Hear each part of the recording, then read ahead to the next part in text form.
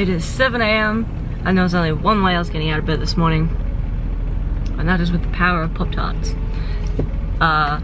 Today actually marks the final day of our workshop lease for Endgame. So this is our performance workshop where we've been building cars for the last 3 years or so.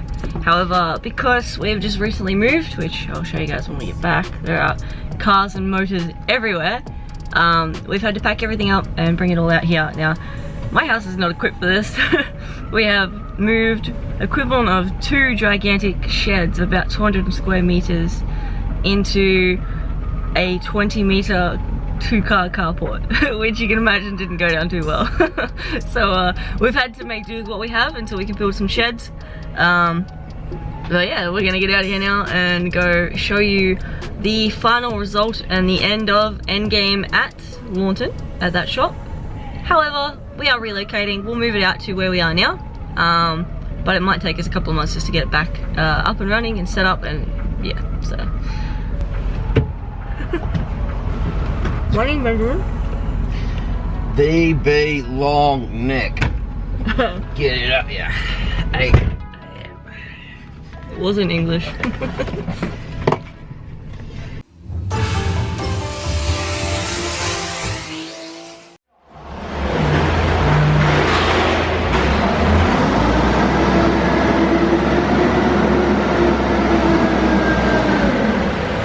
Goodbye, host. Have fun. It's going to its new owner.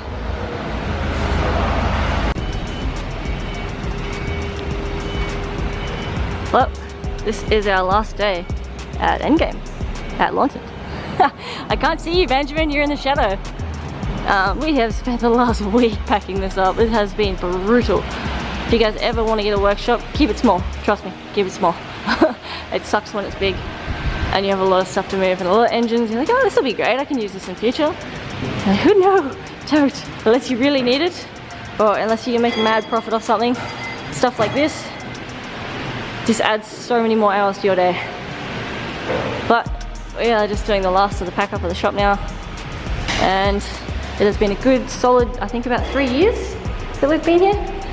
It's looking really weird. It's so bare. But yeah, so workshop life is now getting downgraded. We're gonna probably do, I don't know yet, we'll probably do maybe something from home for a while, or build a shed.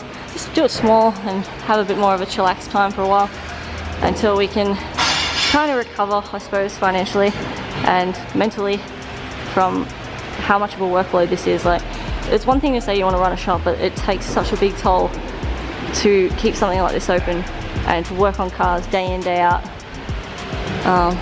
It was a really good experience though, and we will still be doing it to a degree in future, just not as hardcore as we were before. We won't be taking on like 12 cars at once and only having like 1 to 2 mechanics. That's just, it's unreasonable. You like my art? I graffitied the wall. Goodbye, graffiti wall. This place was like aqua green when we first moved in, and then we tried painting it kind of like a shrine, painting it like a dark brown black. We had little lanterns and stuff everywhere. Kind of cool. I wish I painted all the walls, or I wish I had time, but we ran out of time, so yeah.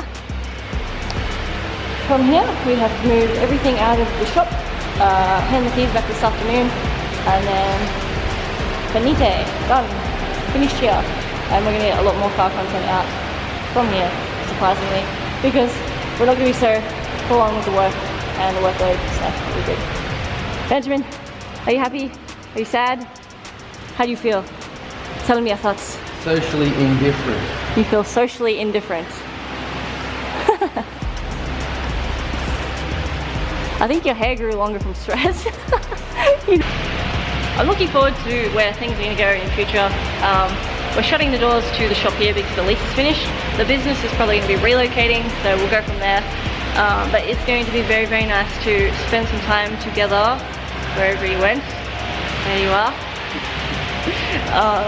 Do things together, drive together, fix things together, and not have a massive, massive stress and, you know, physical, emotional, financial burden on our shoulders all the time. I was speaking to Sam the other day, and we agree. It's something people don't talk about enough, that stuff like this it can be a pipe dream. It can be something that would be amazing and be cool, and you could do it with a bunch of friends and it would be great. It can be like that, but there's the reality of it as well, that it is a lot of hard work. It is a lot of time and effort and a lot of your life that you have to put into something like this to make it successful, to keep it successful, and to keep money in and out of the door, keep good relations with customers, you know, keep the business running. And especially with everything going on currently, I don't even need to tell you guys what it is. You guys know exactly what I'm talking about. It makes it very hard for small business as well, so it will be good in future to take a step back from everything, kind of regather ourselves and go from there. But yeah, looking forward to building more cars and finish off with the 180, which has been on hiatus for the last couple of months due to everything going on with the shop and with, you know, work and the new year and moving house and moving everything. Everything has moved so much that I'm so over moving. I don't want to do that again for another couple of years. We're almost done. Couple more motors left.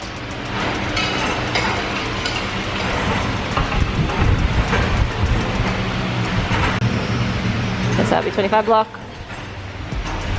HRVQ and another J and probably another blown VQ35. The Algo Grande.